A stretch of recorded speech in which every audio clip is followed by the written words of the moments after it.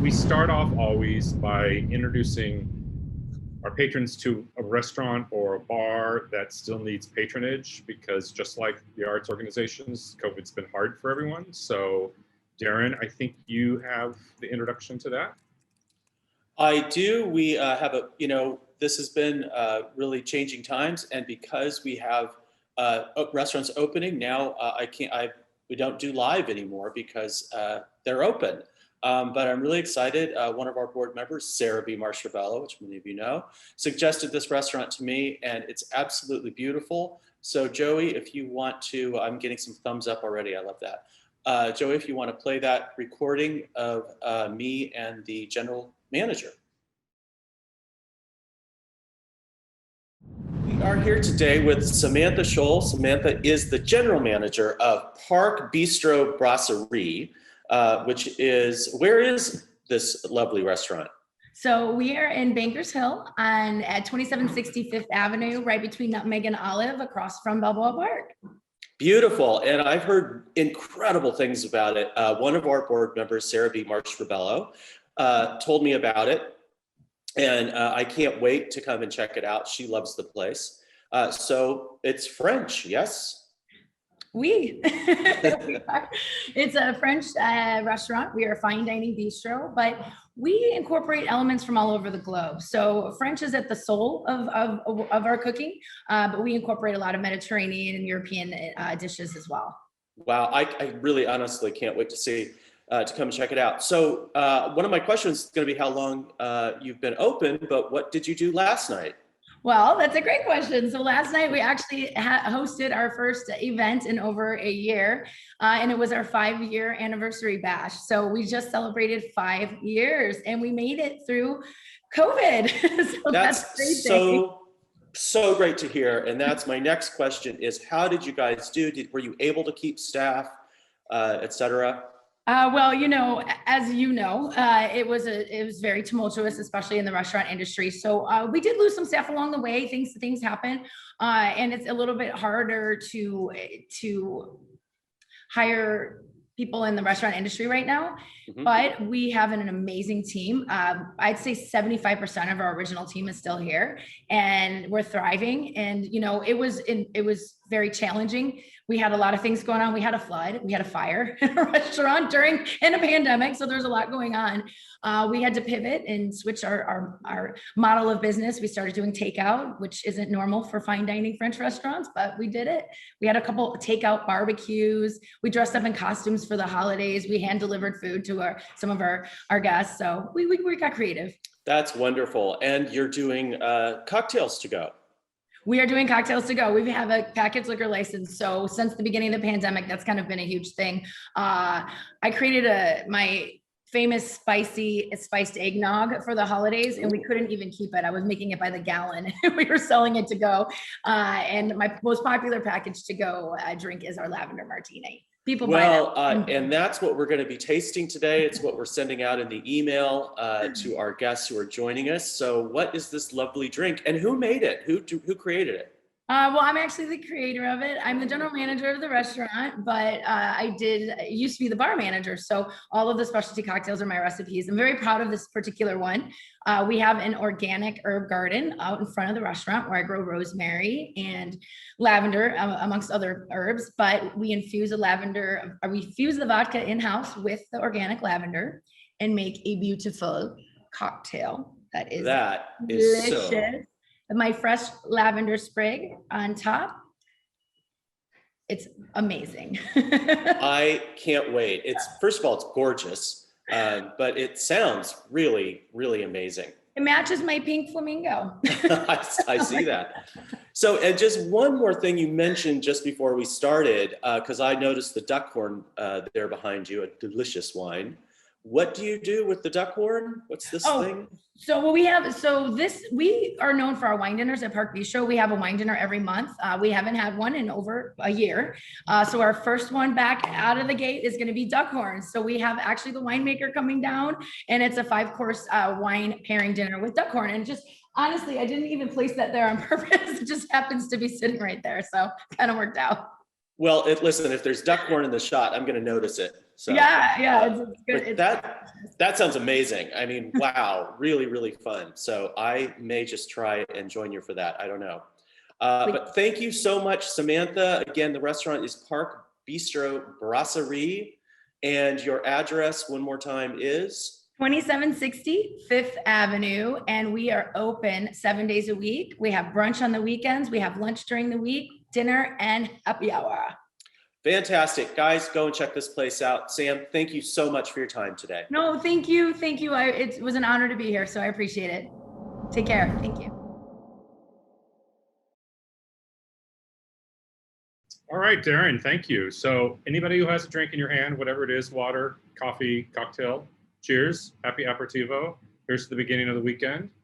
Here's to summer, which is sort of upon us now. So for those of you that may have remembered Croce's on Fifth Avenue, that's what Park Bistro is now. It used to be Croce's, which for those of you that haven't been here a while, that's Jim Croce's brother, who I think Wife. Yeah.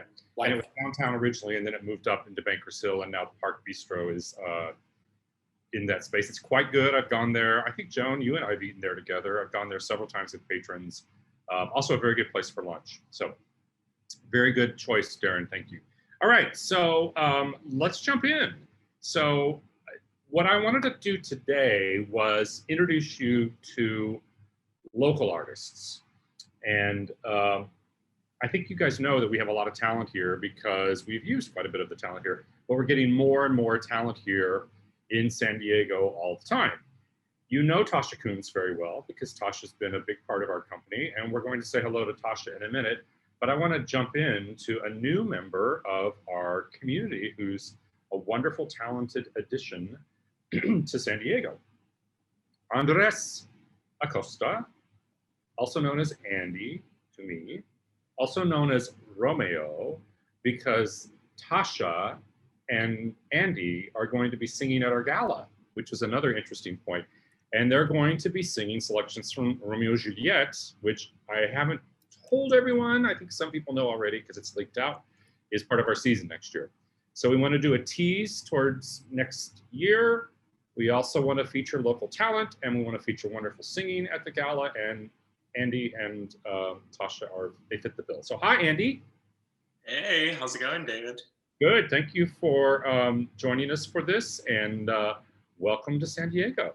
Thanks, it's a pleasure to be here. I feel like I fall in love with the city every single day, but it's so interesting to be in a city, to have moved to a city during a pandemic, and I had always wanted to travel here, but I had never been here until I came to visit my brother, who was having some health things that he's now luckily all healed from. But he was in the area, and I came here with my husband, and we just fell in love. We were like, oh, we have to move to San Diego. We were sort of shopping around, but yeah, it was no question. And yeah, here we are. We're all moved in officially to our place. And how long have you been here now? I think there was like a flashback on my phone that came up. On October 10th, we left Indianapolis, and we were in Houston doing some work for Houston Grand for like 6 weeks. So about a month and a half after that is when we got to San Diego. Yeah. Holiday time, probably, right? Yeah. I think late November. So it's a little different here in December and January than Indianapolis, and definitely Minnesota, where you've spent a lot of time. We'll come back to that, but winters here are pretty nice, right? Oh yeah, I mean so I grew up in Miami, Florida, and it reminded me a lot of that, except far less humidity, which I'm a big fan of. So you're a big fan of humidity or less humidity? No, big fan of less humidity. To clarify. I totally get that. So I was going to ask you what brought you here, but it's just generally you guys were looking for a new place, and this seemed like a good opportunity, right? Yeah, and also, I mean, truthfully, we were looking for an arts community that we could be a part of. Not that we couldn't be a part of the one in Indianapolis, but the opera here in San Diego is very prominent, and you all are doing great things. And we wanted to connect with a company that hopefully I could work with while at home, which isn't a thing that I've been able to do. So very excited for that. Excellent. So you're from Miami. Mm-hmm. Your background or your ancestry is Cuban? Yeah, yeah. So Spanish speaking. First language, yeah. Bilingual. Awesome. That's another reason why you're going to fit in really well in this community, because we are a majority minority city, and biggest part of our minority population is Hispanic and growing. If you look at where our demographic trends are headed over the next 20 years, the Hispanic population is going to even continue to grow. And it's not just Mexican Hispanic, it's, Hispanic diaspora, really. So this is a good place for you. But so tell us about your childhood and what role music played in your childhood, if any. And, how did you find your way to being an opera singer? Yeah. Ooh, this is okay. So I'll sort of take you along the journey. But I came from like a very non-musical family. Actually, a lot of my childhood was us just trying to exist within our own culture and also adapt to other cultures. But I just always loved Selena growing up. My sister used to watch the movie all the time. And I used to sing Como la Flor. And I think it was like my 7th birthday at a Chuck E. Cheese. And there's this photo of me holding, like, with a red polo, clearly I love polos, holding a huge set of balloons. And I remember that day in the parking lot, I sang Como la Flor for my family, as you do at a Chuck E. Cheese parking lot. And that is a very significant memory of me singing and sort of entertaining. But I grew up, in Miami. It's very common for the entire family to take salsa classes, like with a choreographer every week. You sort of hire a choreographer, they come in, cousins, everyone's dancing salsa. So I was always very like musically inclined and very dance movement oriented. But it wasn't until I got into I was in middle school that I could pick an elective that I auditioned for the chorus. And my chorus teacher was a retired opera singer because his wife had breast cancer for the 2nd time.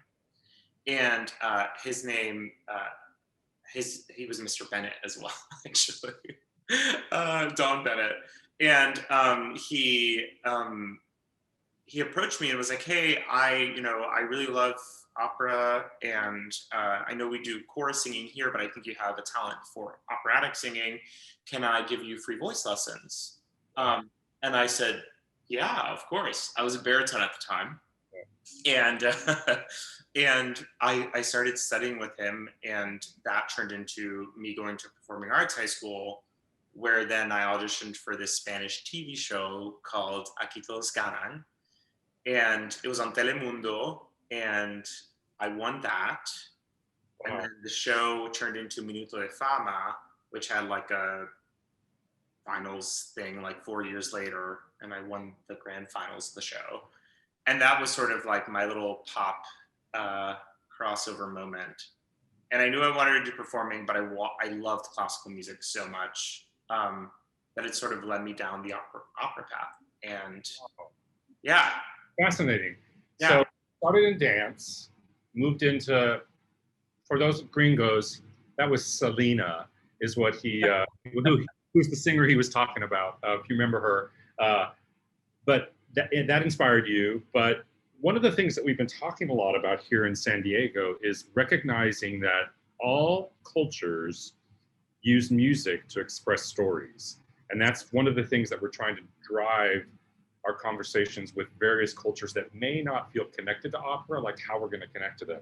So it's interesting to hear you tell that story, because you were obviously connected to music through your culture, and then that led you to opera, right? Well, specifically opera, I will never forget. It was around that time when I was like 10, and between 7 and 10, one of the PBS, I was like flipping the channel, and Magic Flute was on PBS, and I just sat there and listened to it. And then like the next week, Don Giovanni was playing, and I was like, oh, I'm looking forward to this. When I watched it, my parents were like, what are you watching? Because my parents had never like seen any sort of operatic thing. And it's funny, what really drew my parents into me being interested in it was the instruments. They're like, oh, the orchestra's so cool. You know, that's so percussive. That's so, and that sort of became a part of the things that I wanted to listen to whenever I had free time. So interesting. Well, I think that we need to introduce people to who you are as a singer. And so I just chose a couple of videos because I thought I wanted to showcase great parts of you that we're going to discuss. And Tasha, you sent me some messages today about some things I might want to show. Guess what? I'm not going to show those. Perfect. Great. Because not that I don't agree with you, but I had already sent a list to our staff today earlier. Perfect. And I also want to show people the things that I love about you. So, and everybody knows you here, but we need to get to know Andy now. So let's play the first video, and then afterwards, I'm going to let you introduce what this is about, Andy. Okay?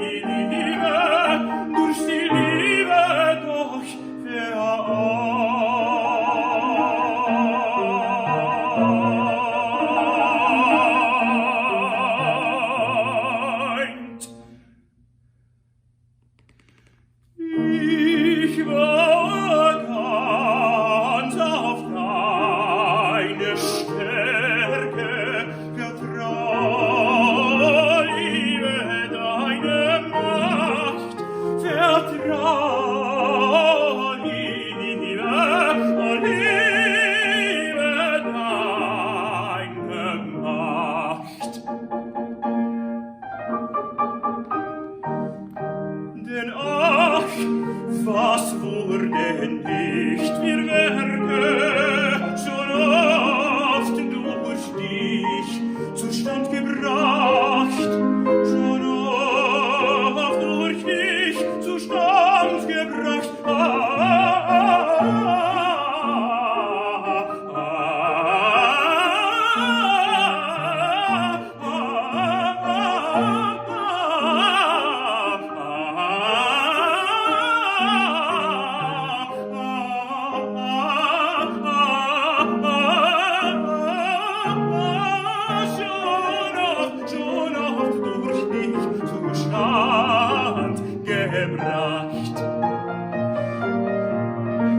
Was alle Welt so unmöglich scheint, wird durch die Liebe doch vereint.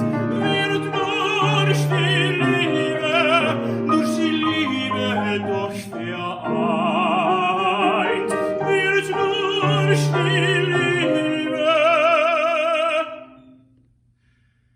durch die Liebe doch vereint. Wird durch die Liebe doch vereint.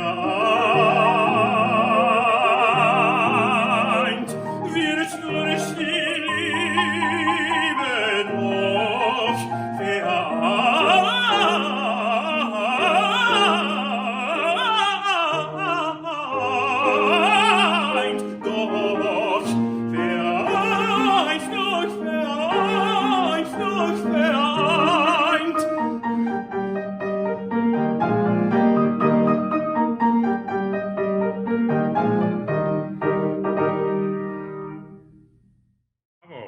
So a really great new addition to our community, don't you think?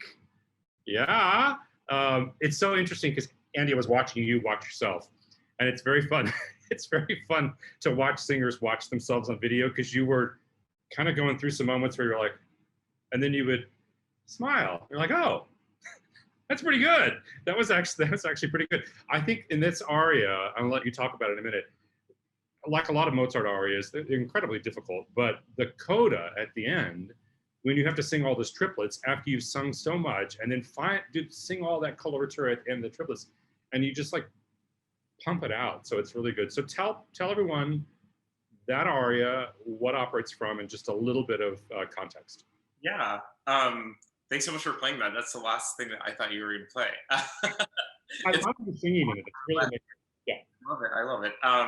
So this is Belmonte's aria from Die Entführung aus dem Serail, or what we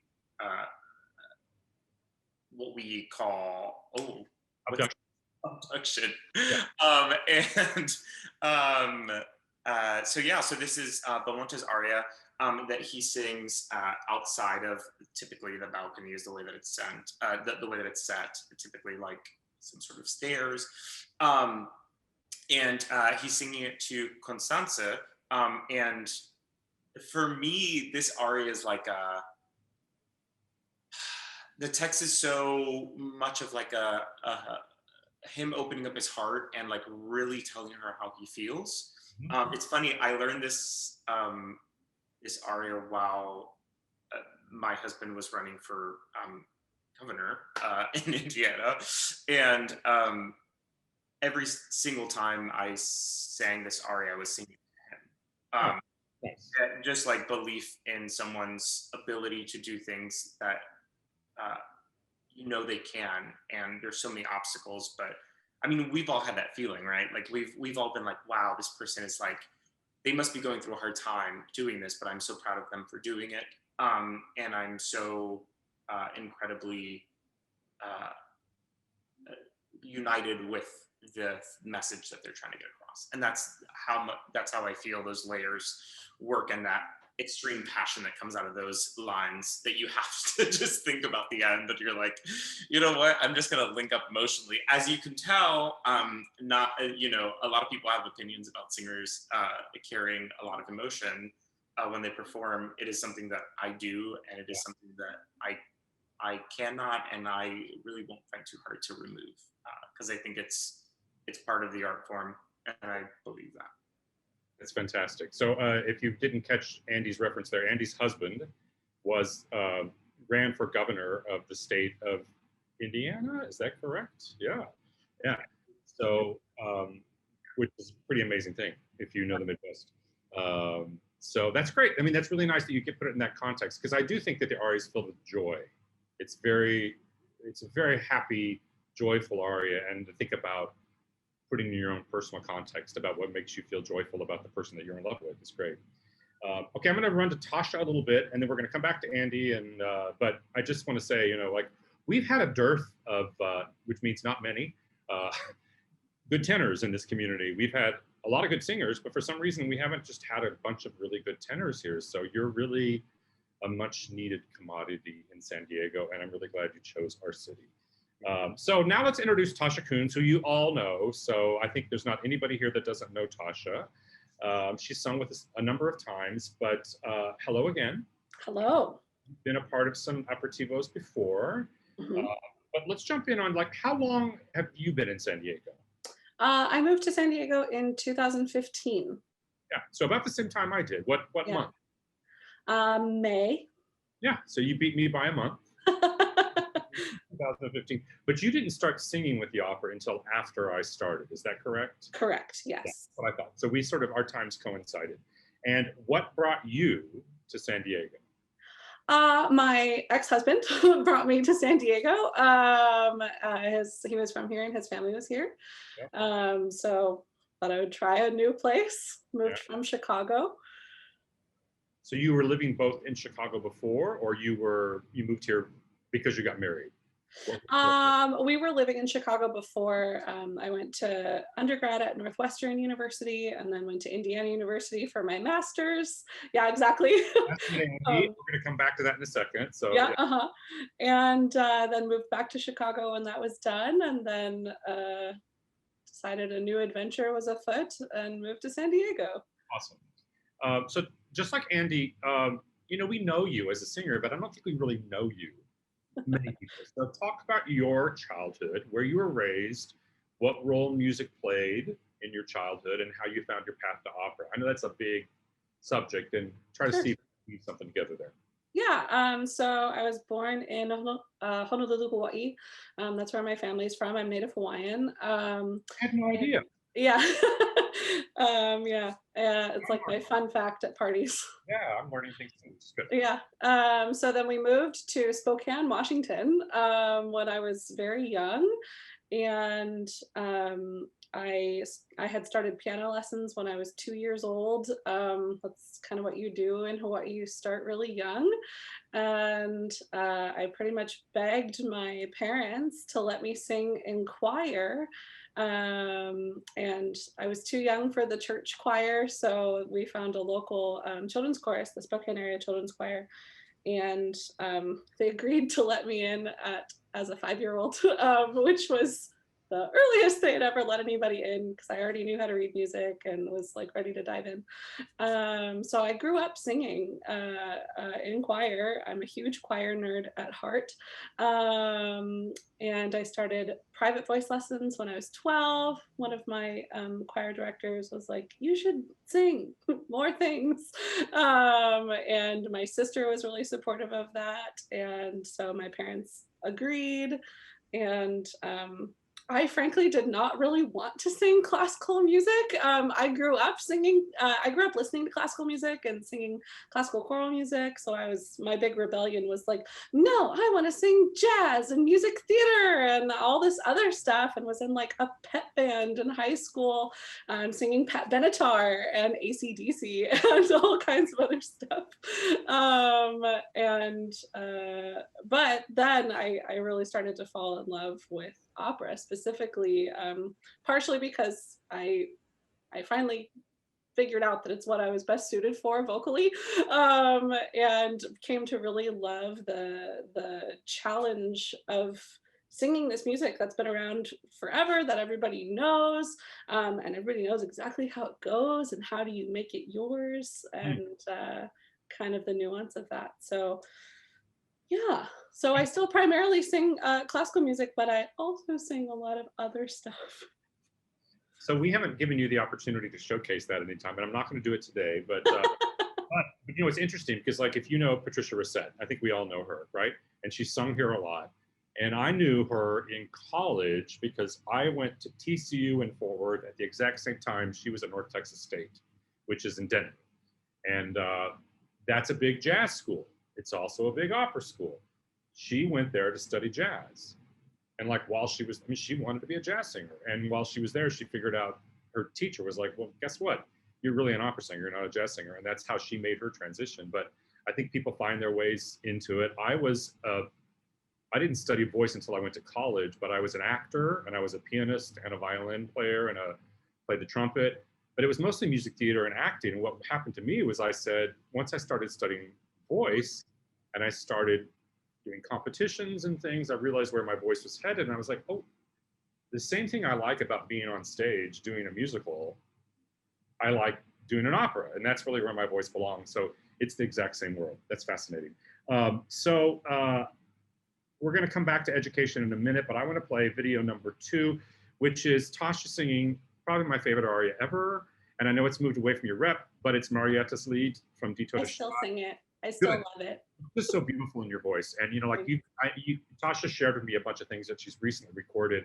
And I went back and I thought, maybe I should send this list to our staff today. And I'm like, no, I want everybody to hear you sing this aria. So there you go. Marietta's Lied from Dito to Shot.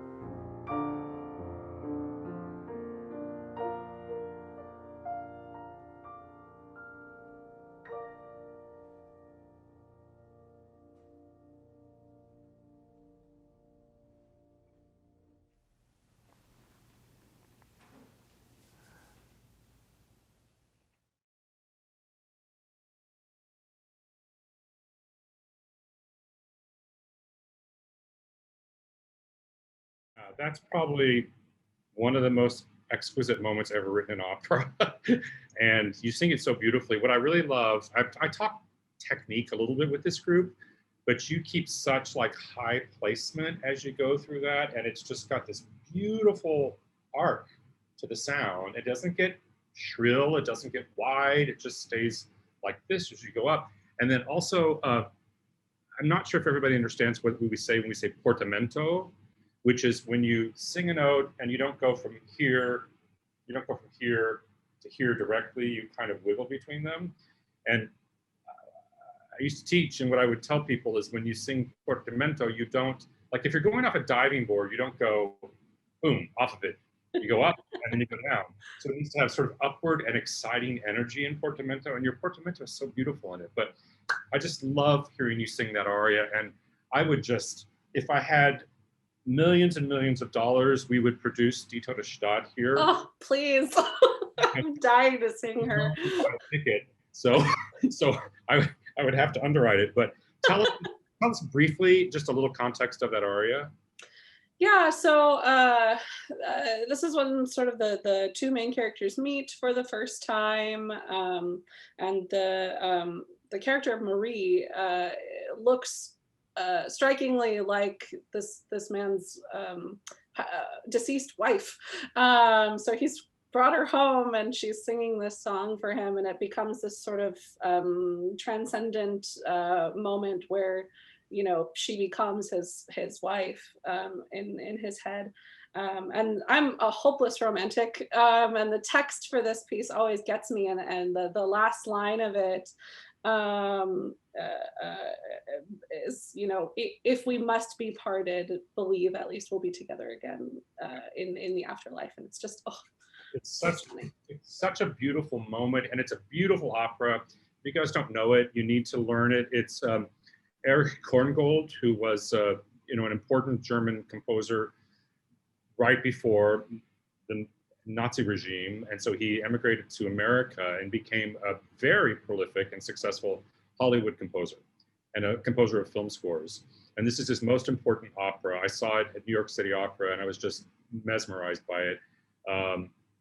So what happens in the opera, though, you know, she sees that she's an actress, and she's sort of a frivolous person, I have to say, and she takes advantage of his love for his ex-wife during this aria. And so Bill Smith in the chat had talked about, isn't this a duet? So there's a phrase in it that when you sing it as an aria, there's es hat noch eine Strophe, which means isn't there another phrase, or isn't there another strophe to this? And he says that. So it's actually, there's spoken words in the middle of it, and then she sings and they come together and sing, and he breaks down at the end. And what follows this is she looks at him with disgust, and she says, "You've turned into a complete fool by breaking down in this opera." So anyway, it's an amazing moment. It's an amazing opera, and you sing it so beautifully. I just wanted to share that. So we're going to move along. You both went to Indiana. Andy, talk about Indiana first and what that meant to you, and where did you do your undergrad? How did you get to Indiana, and was that transformational for you? Yeah, so okay, well, the honest answer to that is I went to Florida State for my undergrad. Oh, good vocal school. Yeah. Yeah, and I was super lucky. I found David Okerlund while I was there, who was my teacher, and I was very fortunate. I sort of fell into my sophomore year.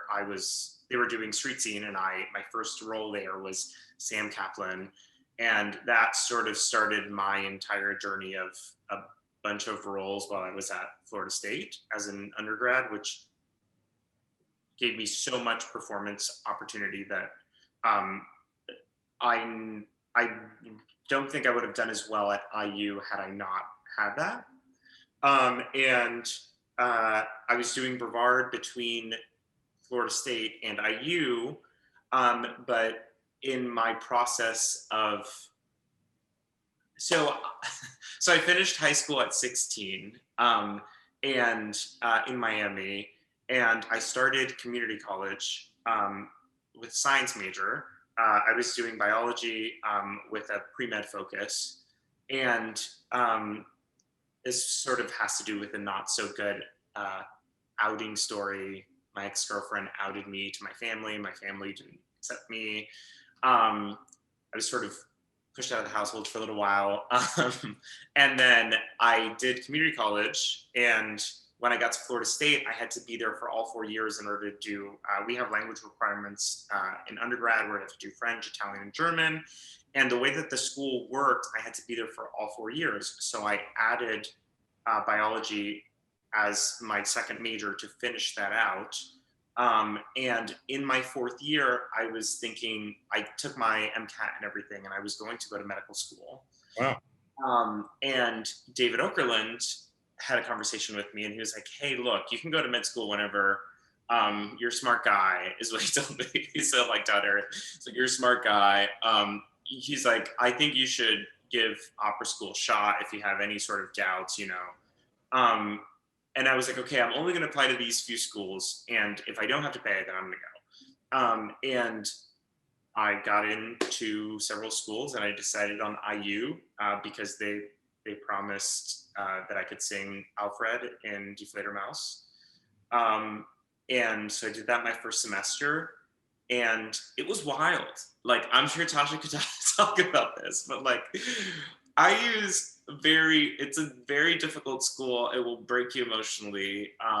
You definitely get a feeling for what the industry is sort of like. Although I have to say it's easier than in the industry than it is at IU. Because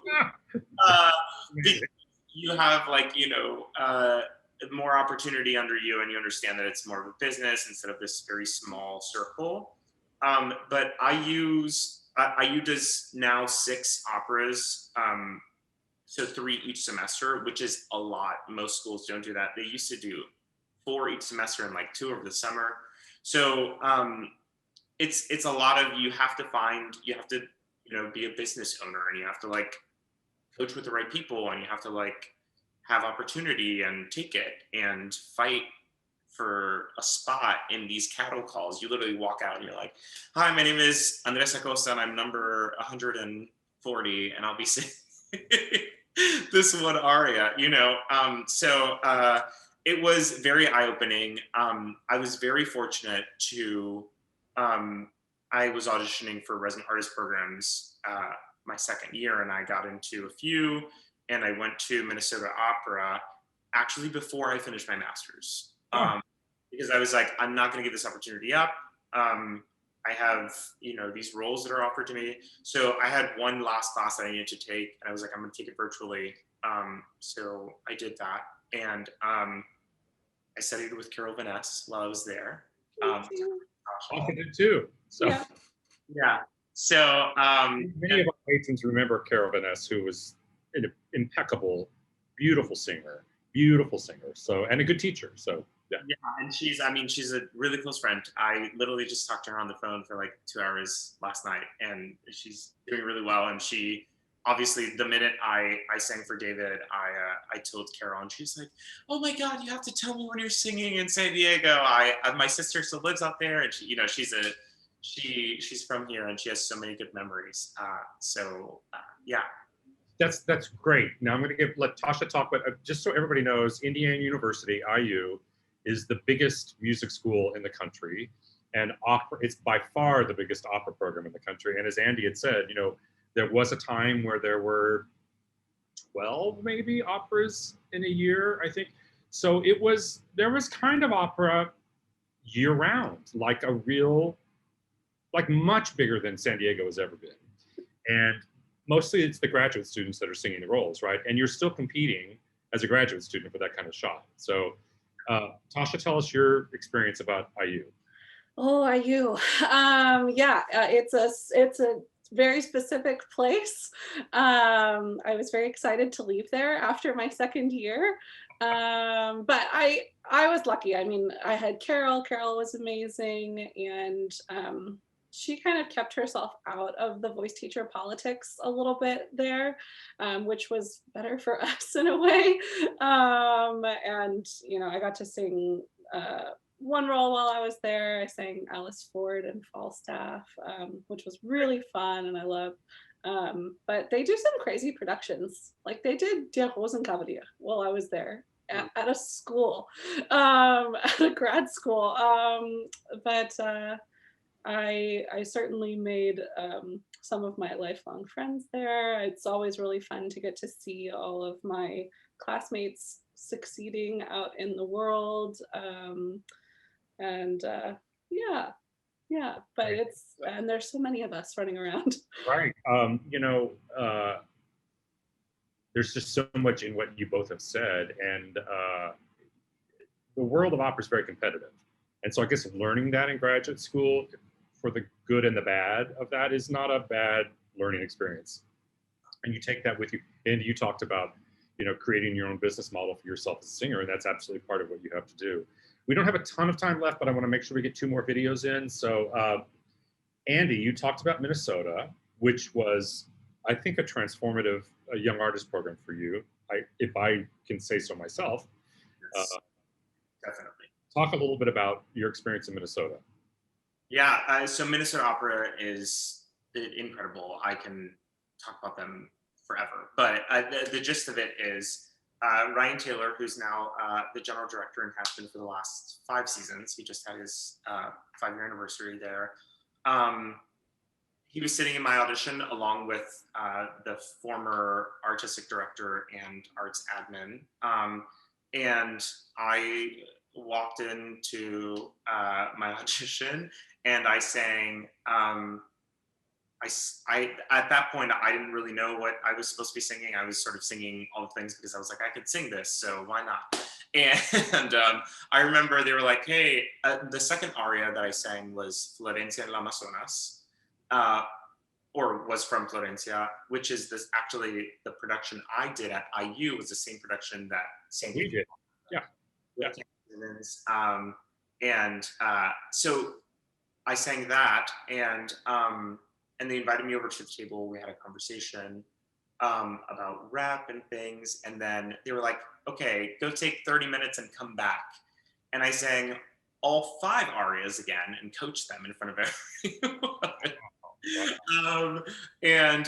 It was great. That's the environment that I really work well in. And when I got to Minnesota, I sort of sang a bunch of different rap, like, from singing Don Curzio in Figaro to covering the Duke and having a full room run of that. And at the end of that, I think they saw my commitment to doing the best that I could with things in front of me, and they gave me the opportunity to sing this extremely amazing role that's very near and dear to my heart, which is Timothy Laughlin in Fellow Travelers. It's a new work that debuted in 2016 with Cincinnati Opera, and generally speaking, it's about the Lavender Scare, and it's set in DC during the Lavender Scare, which is when the government was basically using the Red Scare as an excuse to excommunicate queer people or queer suspecting people from the government. And the show is what I like to call historical fiction. So all of the timeline is all accurate, and a lot of the interrogation scene and all that is accurate. But the central love story is a fictional love story between 2 men. And I mean, it's like a film. You have to see the show. Everyone has to see Fellow Travelers. It's like the perfect definition of where I think opera is going. Yeah. Because it's like this beautiful melding of multiple scenes that happens in music theater, but with very operatic singing in English. It's through composed for the most part. And it just it shows you the character in and out. We have I had 12 costumes, 9 of which happen on stage. So you like, it's very much so you live with the characters from beginning to end. And yeah, so that changed my life, changed my career.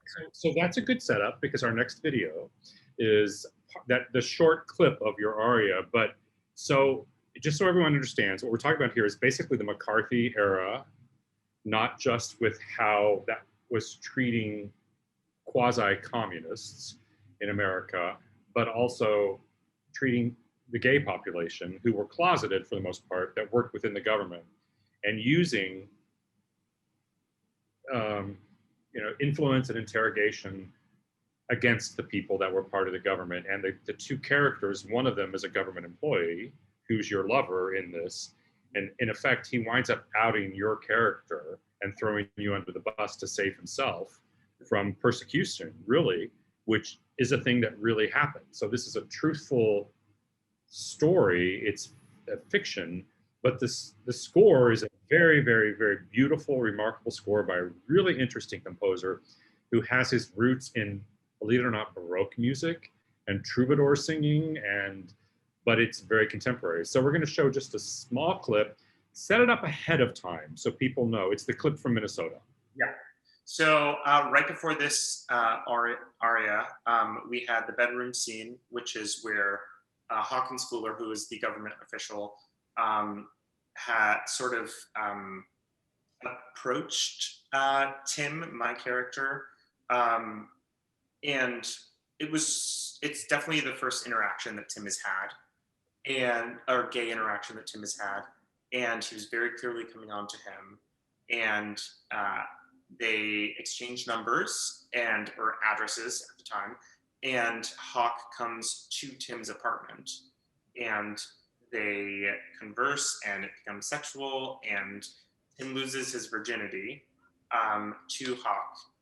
And then the next morning, Tim, who is a devout Catholic man, goes to confessional, and we see him in church, sort of trying to understand the way that he could have had an experience that felt so right and felt so connected to God, but it be something that he understands will damn him for the rest of his life. Wow, it's a good lead in. I love this opera. I want to do it in our Detour series. I want to bring it here, but it's a really great work. So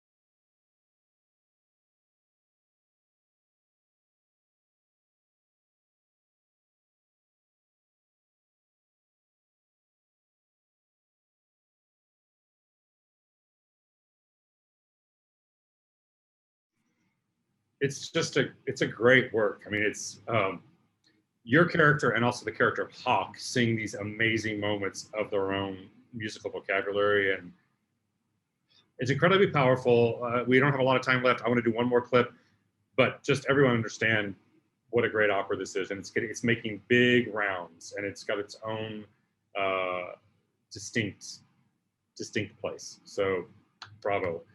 So I want to talk just for a second about the past year, which has been hard for everybody, and work has gone away. And we have moved into an environment where there's a lot of streaming that we've all been doing. I think as singers, you both have created your own world of opportunities, because that's what's had to happen.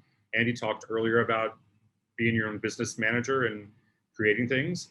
So if you just go as members of our audience tonight and look online for both of them, you'll see a lot of stuff. But Tasha, I want to give one more shout out to you in terms of video. And I found something that I found remarkable, and I think it was probably recorded for your church job. And so talk about the streaming work you've done for your church. Yes, so I'm the music director at St. Peter's Episcopal Church.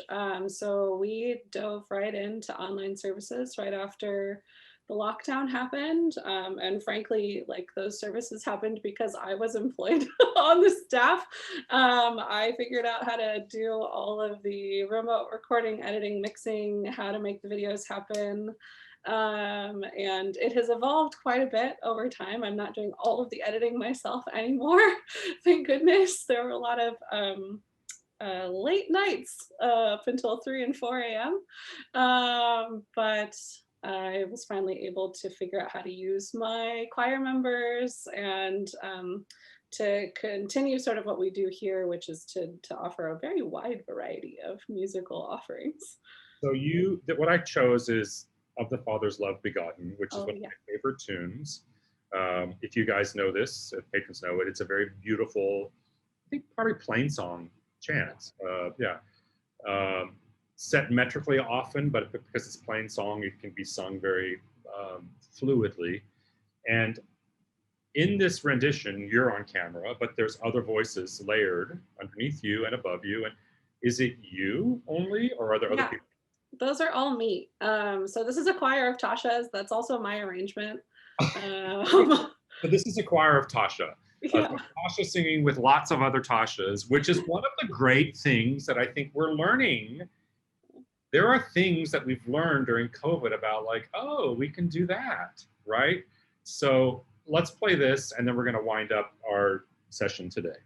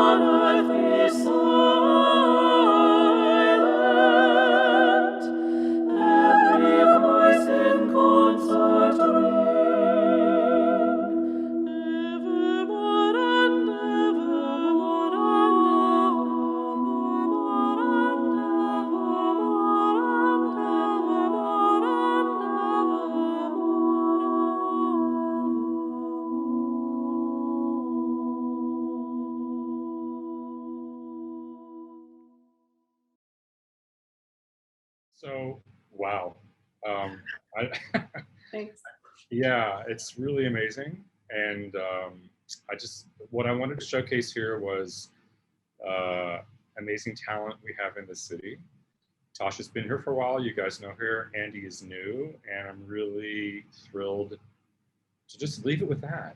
Like, let's leave it with that. And you guys need to you guys all are using the internet now. Search them both. There's big presence for both of them online. And you're going to see them both with San Diego Opera quite a bit. And if you don't have a ticket yet for the gala, you need to see them singing Romeo and Juliet, which are both great roles for them. And they're going to be magical together.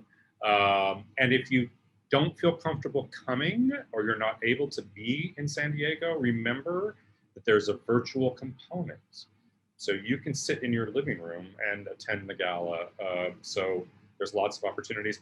Anyway, thank you both very much for joining us, and thank you for letting me share your talents with this group, and glad to have you both with us.